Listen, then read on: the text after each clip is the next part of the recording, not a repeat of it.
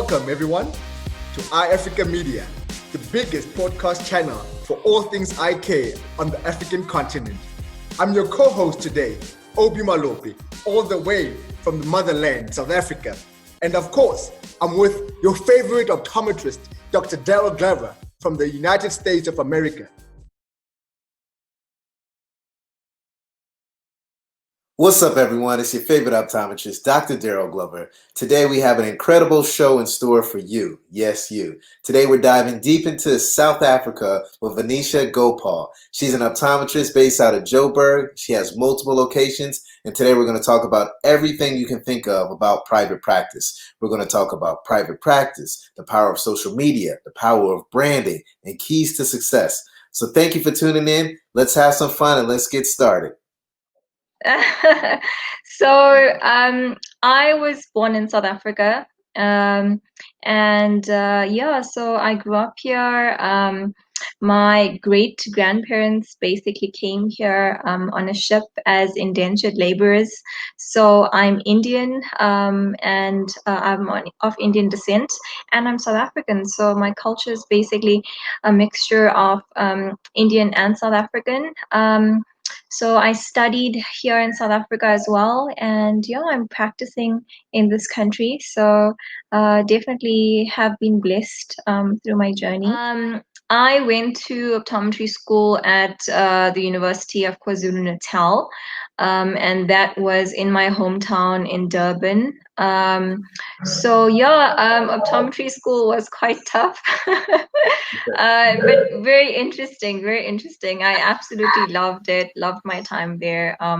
We're lucky to have the most amazing lecturers at UKZN. So it's been such a nice journey studying through UKZN, and I'm really enjoying practicing now, because I feel like the experience that I got from optometry school at UKZN was amazing, really helped prepare me for the real world.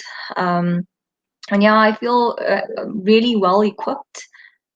Wow, that's fantastic, Venetia. So let's talk about what really created the want, the need, or what really made you want to open up a private practice. I mean, where did this love stem from? Where did it come from, if you don't mind just touching on that? So I guess it really just stemmed from me wanting to get into a field where I could help others. I wanted to be, in the medical field. And then, I learned a little bit more about optometry, and I thought it might be interesting. And then, the career is quite nice. It gave me flexibility to do other things. And this is when I went into my practice, my first practice about 2 years ago. It was basically a general clinic practice. We saw patients from all walks of life. It was an amazing journey because, I got to really learn off the bat, learning things such as the admin side of things, or the business and the marketing, really helped me so much to basically give me that experience and really catapulted my career forward. So I think it was such a good experience to have that practice in my hometown, and it allowed me to give back as well. So 2 years ago I created the Vision Project SA, and this is where I help kids from the community who cannot or do not have access to Eyecare and cannot afford it, and this is basically how I give back to my community. And I started to really grow.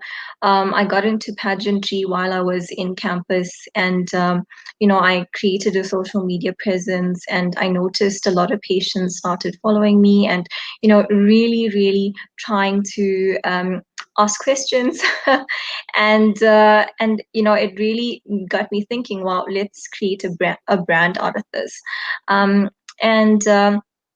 This year I opened another practice in Johannesburg, which is where I'm based at the moment. And this practice is a more clinical practice. And I think what actually urged me to open this practice is because the other was more of a general clinic practice, and I wanted to do more clinical work. So I think at the moment we're currently doing, it's a full scope medical optometry practice. We do pediatrics, myopia control, diagnostic examinations. We do management of pathology, dry eye disease management, orthokeratology, which I just started, which is cool and exciting. So yeah, that's basically what's been going on. I recently started taking my practices online. I started my own eyewear brand, which I design my own eyewear, and it's exclusive to my practices. Um, and next year, we're hopefully looking at the third practice, so we can expect it at the end of Jan. Wow, that's amazing. I mean, you not only do you have multiple private practices, but you have started and created your own eyewear line, and you've really only kept it to your people that or your patients that come to your practice because you want to keep them held to your practice, and you want to make sure that they get that ultimate experience. I really want to circle back on something that you touched on earlier, and it was the concept of branding. You mentioned brand. A lot of people don't understand that, number one, you are a personal brand, but number two, you really have to hone in and understand the importance of your practice brand. So if you don't mind just talking a little bit about that and some of the steps that you took to really get your brand to be where it's at today, because it is a fantastic brand. Thank you so much. So, I'm really just learning and growing every day and just taking it as it comes. But I try to read a lot and to get involved in marketing as much as possible, as ethically as I can. So basically, my social media brand for my personal page was actually really quite strong compared to when I started my first practice. And then I actually found that, patients, wanted to know so much about eye care. They had a lot of questions, and a lot of patients I noticed were basically Googling stuff or checking out WebMD and self-diagnosing. Um, and something as simple as replying to a DM or sending, replying to a message, it goes a long way because those patients have obviously really helped the brand grow in terms of word of mouth marketing, etc. And then I decided that I need to basically invest a little more in the brand of the practice to create awareness so that people can have a platform of where to go if they need advice or if they need assistance with anything eye care or eye health related. um, and that's when I started growing my business brand. And it's been going well ever since. It's now overtaken my personal page, which is quite cool. And this is why I'm kind of slacking on my personal page because my business page is obviously very, very busy. Yeah. I came to a point of realization where I thought that, if patients actually have this platform, you are obviously going to be their go-to person. If they have any sort of questions or reservations or anything that they need to find out. And yeah, so I think that was actually what urged me on to actually build my business brand. And I think, it's important that now when someone comes through, it's no longer, let's go to Venetia Gopaul, it's, let's go to the company or let's go to the business. So it's quite nice. And, obviously I wanted to create something where it would have some longevity. And it wouldn't just be my name because there's a lot of amazing optometrists that have actually joined us and they are actually practicing under the brand. And I think, for us to be related to the brand is actually much better. And it gives us the flexibility to practice as we need to and to develop our own relationships with our own patients. That is fantastic advice. I mean, I wish you could just say that all again so it can really resonate with people because it makes a world of difference. One thing that I would love for you to dive a little deep into and deconstruct is, you have two practices right now. and they're completely different types of practices. And when it comes to branding, a lot of time folks have one thing that they're known for. How are you able to, educate your patients that, you pretty much do full scope, even though they're in different locations? Let's talk about that piece, because sometimes that can be confusing to patients if they don't understand, okay, I went to this practice and it was, high-end eyewear, and now I'm over here and it's more medical, and, I guess you can do inter-referrals. Let's just kind of talk about that piece, because that's huge. Yeah, so I think that that's actually one of the reasons for the third practice, because we found that in Johannesburg, a lot of patients come here because it's a boutique practice, and they're looking for certain eyewear brands, and it's also very, very clinical. So because we're based in a hotel and not in a retail center, we don't really see as many walk-ins, but it really hasn't affected us at all. And I think if your business presence is really strong on social media and on online, you're really not going to have an issue. So I think when patients basically come through to the other practices, for example, then we kind of interrefer, but we basically do general clinic at every practice. And if, for example, something more specialist is actually needed, like orthokeratology, for example, then we will send that patient to the other practice, or even send mobile equipment. We try to rotate our mobile equipment around as often as possible, so that all our patients can enjoy the experience. We try to send our frames around. We do the custom selection. So if patients say, oh, I'm looking for something round or something in a specific color or style, or they give us maybe a picture, we can send them a whole selection of stuff for them to view. And it's not just at the practice where they have to come in, we actually send it to them at home. So yeah, it's actually quite a cool learning curve for me as well. Well, that's pretty cool. I mean, I know the one piece that's really kind of served as the glue to hold everything together, and you mentioned this not too long ago, is really that concept of social media. I mean, that's how I was able to meet you. I mean, it was on social media. We connected and we built an amazing relationship, and we've kept tabs with each other's over the last, year or so, or a couple years actually. So what I'd like for you to talk about now is just really the importance of social media. And I would really like to dive into the importance of social media from the doctor to patient aspect, but also the doctor to doctor aspect, simply because you're able to capture both of those pieces. And that's what's made you the incredible and spectacular and amazing optometrist that you are today. So let's take it from the top and start really with the doctor to patient, how important that has served your practice in its entirety. So, like I've said, it's basically where, it gives them a platform where we can freely communicate. So if it's not myself, one of the other optometrists has access to it as well. And during any moment in time, an optometrist is usually replying on the social media pages if, for example, you need to chat to someone. So it's quite cool where we've got bots in there as well. So it can basically route you to the optometrist that needs to address your concerns. And I think it just makes it easier because, we see a lot of patients where they have a little bit of a problem or a concern, but they're sort of not comfortable with making an appointment because they feel like, oh, if I go to the optometrist, they're going to give me glasses. So it's kind of nice to actually break it down for them and give them more advice about eye health.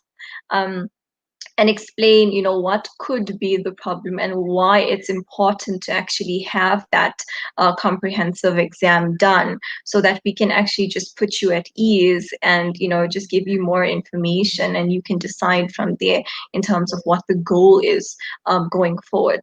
So that's basically how I've, been able to connect with my patients, and I've developed amazing long-standing relationships with my patients through social media, which is absolutely incredible. Now, let's talk about a little bit about the platforms that you're using because a lot of folks are saying, you know what, I need to take my practice to the next level, especially after 2020. What I've done in the past no longer works. So, what social media platforms are you using? And if you could talk a little bit more about the bots, I mean, that's cutting edge technology. A lot of practices aren't using that. But when you look at retail experience, when you go to buy something, you see a lot of bots on these social media platforms. So I feel like we can really take a lot from outside of our industry and incorporate it into our practice day in and day out. So if you don't mind touching on those platforms and the bots. Yeah. So the platforms that I usually spend most of my time on is Instagram and Facebook. I'm actually starting my YouTube, but I haven't had the time to get around it. So those of you that do have YouTube and you are doing it, it's a brilliant platform to actually connect with your patients on and do amazing videos. So, what I noticed was that we would get so many queries, but some of these queries could be answered by a frontliner, for example, pricing or costing on things. And you don't really want to waste your clinical time doing that. You want to spend more time actually answering the questions that matter. So I actually, sat down with a developer and we came up with a bot system that we could actually use. And we basically designed it from start to end, where, if, for example, the patient wants X, Y, and Z. It's sort of like fun, interactive. They can basically select whether they want to find out about pricing, promotions, they want to chat to an optometrist, they have any, eye health concerns, things like that. And if they want to share a little bit more information, etc. So, this is obviously something that we've done. We took into consideration what was obviously ethically allowed as well, because I know the Poppy Act is actually coming up soon in South Africa. So basically, patients are allowed to select options, and immediately, if it's anything health or medically related, the patient is then routed immediately to an optometrist and not chatting to the marketing team or the frontliners, for example, because our frontliners in our practices are very, very busy as it is, so they don't have the time to do or take care of the marketing pages, and they can't really answer all the questions. So this is what we had to prep our marketing team to do. And yeah, so that's basically what's being done. And I think if you sit down with a really good developer, they can actually help create a bot for you for Instagram and Facebook, which is basically my platforms that I focus on. That's fantastic, and that's thinking out of the box, right? Outside of the box. I mean, we as optometrists, we think that just because it's worked for 20, 30, 40, 50, 60, 70 years, that there's no other way. But we are at that stage in our careers and in our profession where we have to accept some of this disruptive technology. We have to look at other professions and seeing what they're doing to really take their business to the next level. Because at the end of the day, we all have someone that we have to answer to, whether it's a patient, whether it's a consumer, whether it's a customer, whatever you want to label them as, and we have to figure out their playground, where they hang out at. And you have done an incredible job with that in regards to going to Instagram, because you know that there is that retail piece, and we have the opportunity to actually show frames, pictures of frames, short videos online, and people like to hang out and they like to consume their information that way. And the same thing with Facebook. A lot of folks get think Facebook is overrated, but Facebook is still live. It is still strong. There's still a lot of people that hang out on that platform. So you guys really want to make sure that you take this advice from Venetia, because she is dropping some gems. She is dropping some jewels on you guys, and this will help take your practice to the next level. I want to kind of circle back to the top of the conversation, or of this segment here, when I was also asking about just the importance of social media more on the doctor to doctor level, because I know you've connected with doctors all across the world, and you've been able to take some of the information that they've given you and sprinkled into your practice to make it what it is today. So if you don't mind just talking about that and maybe some of the relationships that you have with some optometrists across the world.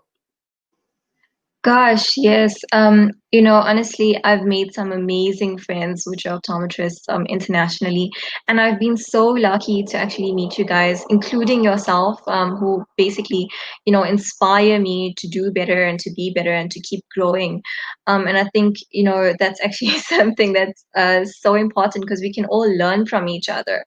I think there's really no end to learning and developing our skill set.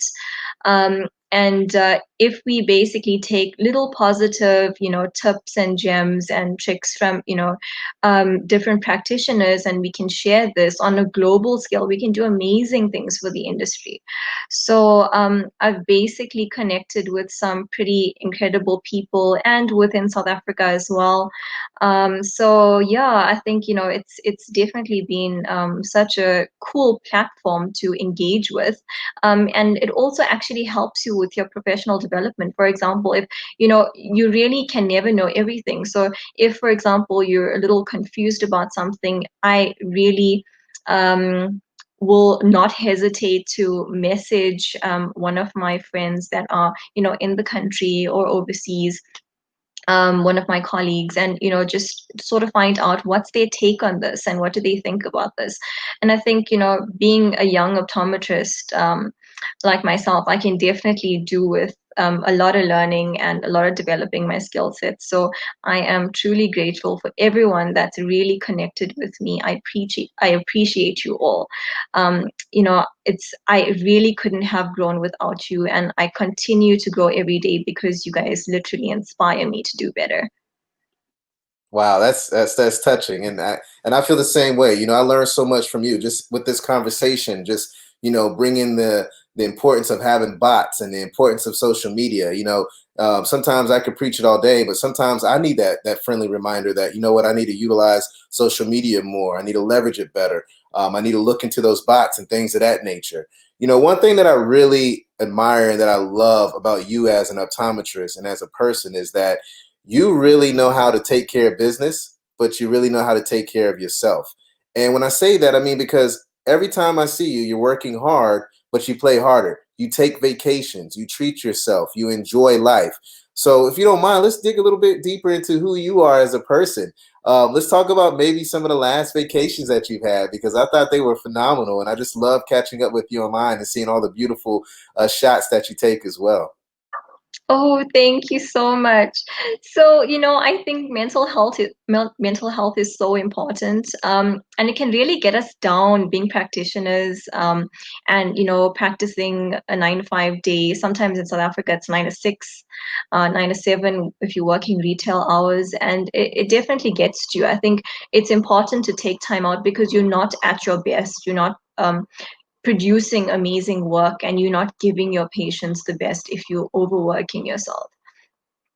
So I think, if, for example, I can actually sometimes work a 6 day week and then save a few days at the end of the month, maybe, or maybe a week or 2 weeks, I'll definitely go away, take some time out just to, recharge my batteries, reset my biological clock, just to make sure that I'm actually in the now, and I'm connected with everyone around me, my friends, my family. I'll usually just send them a message, see what's up. I'll take some time to get massages or just enjoy nature. So I've literally traveled quite a bit recently. I've been to Hong Kong and Bali last year, and then COVID happened. So I've been traveling a lot locally. And there's some amazing gems that you find in South Africa. It's so beautiful. You were actually telling me that you wanted to come down. So I must just give you a list of some amazing places to visit. But I was amazed myself because we're always looking to go overseas, but we don't realize that there's such beautiful places to visit within your country, and it truly just makes you feel one with yourself, and that basically just keeps me motivated and keeps me grounded, and it helps keep the creative juices flowing. So I think taking some time off is really good. Yeah, I agree with you 100%. I mean, I know earlier in my career, I was really a workaholic, and it's like it's two ways to look at it. Did it pay off? Yes. Did I lose some family time? Yes. Am I all about family? Yes. Is my wife happy? Yes. My son, did he really know? Maybe not at one, but now, yes. So I've had to reevaluate how I do things. And now I can tell myself as a person I'm happier. I've also been able to align my personal vision, my personal why, my personal mission with a company that can really help amplify my talents, but also allow me to live my best life as well. What I'd like to talk about next, and you've kind of been doing this the entire stream today, is really just talk about some keys to success. I would love for you just to dive into maybe your top 3 keys to success that you have, so that those that are listening can take their practice to the next level like you have, because to go from 1 to 2 practices and 2 different settings and looking at maybe a third next year and utilizing and leveraging social media and being able to find a balance of yourself. Clearly, we need to be talking to you a little bit more because you have cracked the code on being successful. So if you don't mind dropping some keys to success. Gosh, I think the first thing is my team. My teams. So I've also got a few side hustles and business ventures besides optometry. But my teams are just amazing. They really are the backbone of my practices and my optometry business. And they actually inspire me to be better as a practitioner, and actually, just inspire me to be better as an entrepreneur as well. And they really, really hold down the fort. And they come to work every day so motivated, and I'm so blessed and so lucky to have such an amazing group of people that I work with. So I think, that's the top key to success. Literally, you can't do everything alone. It's important to let go, to delegate. I basically only focus on 20% of work that gives me the most return on investment as such, even though it may not, I'm not really only talking financially, I'm also talking mentally as well. So, and on your happiness scale as well. So, I basically really rely on them, and they keep me motivated. Besides that, it's having a supportive partner, having an amazing family, and honestly, really, I just try to be a little better and to grow a little more every day. You really can't know everything. The other thing that is a key to success, well, it's just something that I do every day. Literally, wake up early and get a walk done in the morning. It just helps to get my oxygen flowing and my blood pumping, and it helps to set my day. So I think, yeah, those are basically my keys to success, if that's what you want to call it. But yeah, pretty much sums it up. No, those are fantastic. I mean, I'm just like you. I'm an early riser. The earlier I get up, the better my day is. Typically between like 5 and 7 when I'm up, I've done just as much as someone has done in the entire day, and it makes life a lot easier for me and then also those around me. I think the piece about having a great team, your team is everything. They're your backbone. They're your structure, and if you don't have a solid team, that can really take away from your day-to-day activities and as how productive you can actually be.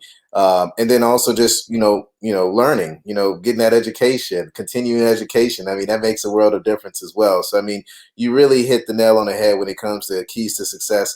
Clearly, you're successful just because of all the things I've seen personally, and just having those one-on-one conversations with you. I have really learned a tremendous amount. What I would really love to do next is just really touch on just your contact information. I know a lot of folks are listening to this, and now they may say, "Hey, you know what? Venetia has it going on, and I need to know more. I need to help with my practice." So they may want some consulting tips, or they may want just to get to know you better as a person because you just have a dope personality. So if you don't mind just leaving your contact information, that'll be great. Absolutely, absolutely. So you can basically just contact me on Instagram. That's where you'll find me. It's so much easier. I, prefer to chat there via DM. So you can basically DM me. I think my Instagram handle is actually rotating here at the bottom of the screen. So yeah, that's how we can connect. But hit me up anytime. I'm happy to actually help if you have a question or if you need some mentoring, or I basically needed that as well as a young optometrist when I graduated. And I'd like to give back. And, I had amazing people such as yourself, Dr. Glover, to actually, connect with and to look up to. So in whichever way I can actually give back, I will.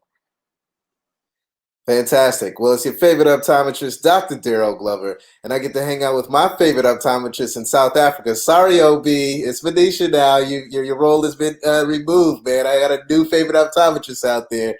But thank you guys so much for tuning in with us today. Have a wonderful day. And if you want to get in touch with Venetia, feel free to hit her up, Instagram.com, Venetia Gopaul backslash dot. You guys know what I'm saying. But feel free to hit her up, all right? Thank you and have a wonderful day. Talk to you guys later. Thank you so much. Thank you for the opportunity, and it was so nice chatting to you. I hope you have an amazing day ahead. I know it's 8 o'clock in the morning for you now. So yeah, thanks guys for listening in.